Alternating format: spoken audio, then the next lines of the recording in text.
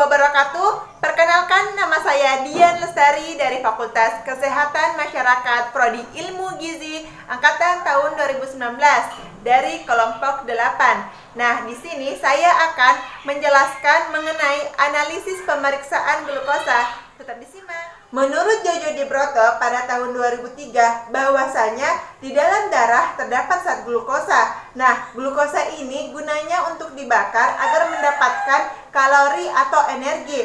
Sebagian dari glukosa yang ada dalam darah adalah hasil penyerapan dari usus dan sebagian lagi dari hasil pemecahan.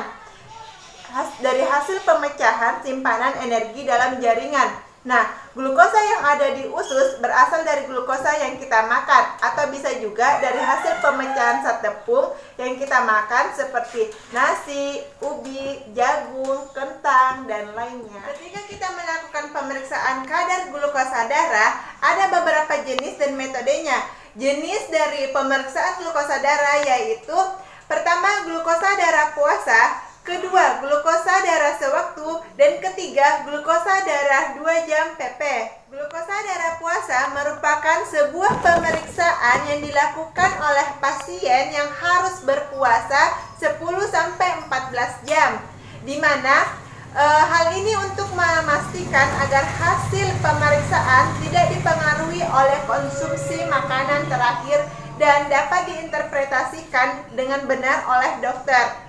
Nah, ketika hendak melakukan pemeriksaan, pasien tidak diperkenankan untuk mengonsumsi obat-obatan, di mana beberapa obat akan berdampak terhadap hasil tes darah. Misalnya, penggunaan oral corticosteroids dapat meningkatkan kadar kolesterol dalam darah. Untuk itu, Anda diharapkan untuk menginformasikan obat-obatan yang dikonsumsi ke pihak laboratorium. Hal ini bertujuan untuk membantu pihak laboratorium dalam memvalidasi hasilnya.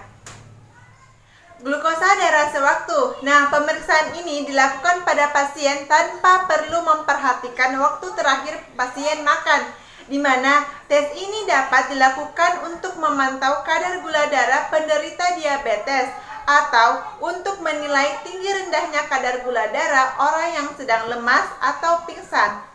Nah, glukosa darah 2 jam PP.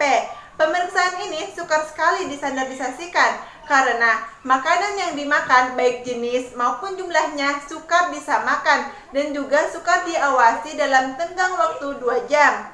Di mana pada saat pemeriksaan pasien disuruh menunggu untuk duduk istirahat tenang dan tidak melakukan kegiatan jasmani yang berat dan juga tidak merokok. Di mana setelah 2-3 jam darah akan turun kembali ke kondisi normal. Tujuan dari pemeriksaan glukosa yaitu kita dapat mengetahui dan melakukan cara pemeriksaan glukosa dalam puasa, sewaktu, dan dalam 2 jam PP. Kemudian kita dapat mengetahui kadar glukosa dalam sampel puasa, sewaktu, dan 2 jam PP. Dan kita dapat menginterpretasikan hasil pemeriksaan glukosanya. Prinsipnya yaitu heksokinase akan mengkatalis reaksi fosforilasi glukosa dengan ATP membentuk glukosa 6-fosfat dan ADP. Enzim kedua yaitu glukosa 6-fosfat dehidrogenase akan mengkatalis oksidasi glukosa 6-fosfat dengan nikolinamid adnin dinulitid fosfat atau NAPP+. Prinsip selanjutnya adalah darah kapiler diserap ke dalam strip tes, kemudian mengalir ke area tes dan bercampur dengan reagen untuk memulai proses pengukuran. Enzim glukos dehidrogenase dan koenzim dalam strip tes mengkonversi glukosa dalam sampel darah menjadi gluconolacton. Reaksi tersebut menghasilkan listrik DC yang tidak berbahaya sehingga meter mampu mengukur glukosa darah atau gula darah.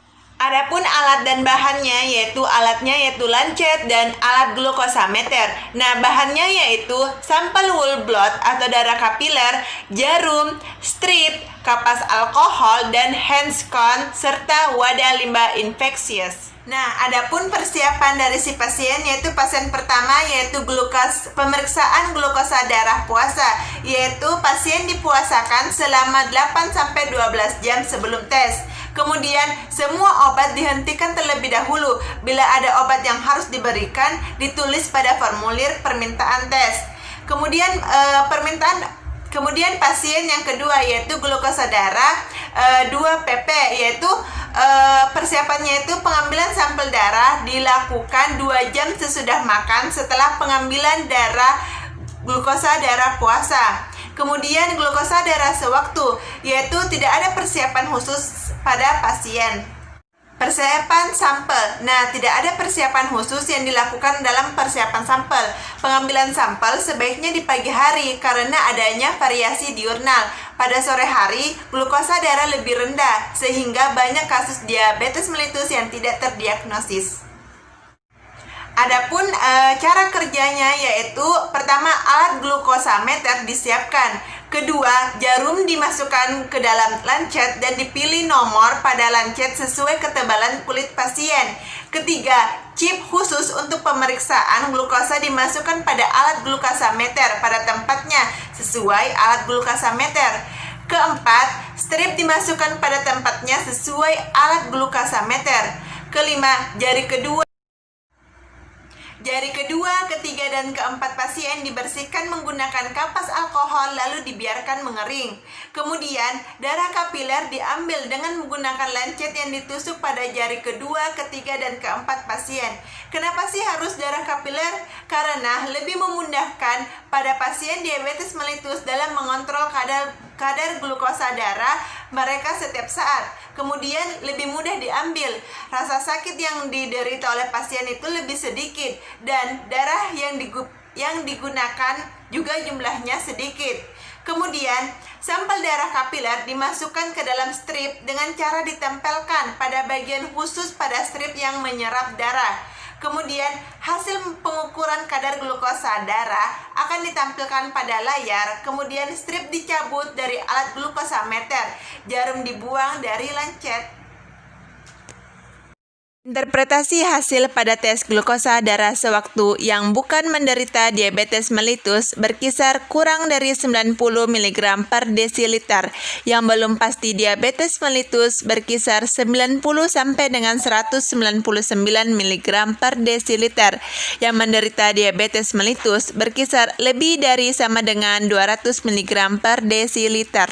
Pada tes glukosa darah puasa, di mana yang bukan menderita diabetes mellitus berkisar kurang dari 90 mg per desiliter, yang belum pasti menderita diabetes mellitus berkisar 90 sampai dengan 109 mg per desiliter, yang menderita diabetes mellitus berkisar lebih dari sama dengan 110 mg per desiliter.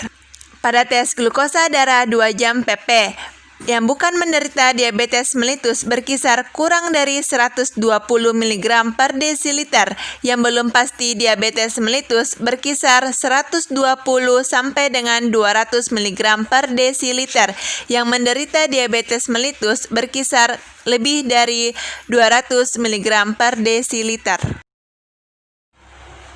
Jadi kesimpulannya yaitu metode enzimatik heksokinase merupakan salah satu metode yang digunakan dalam pemeriksaan glukosa darah, sehingga kita mengetahui cara dan dapat juga melakukan serta menginterpretasikan hasil pemeriksaan kadar glukosa darah, di mana metode enzimatik ini memiliki hasil yang cukup memadai dan relatif murah reagin yang digunakan.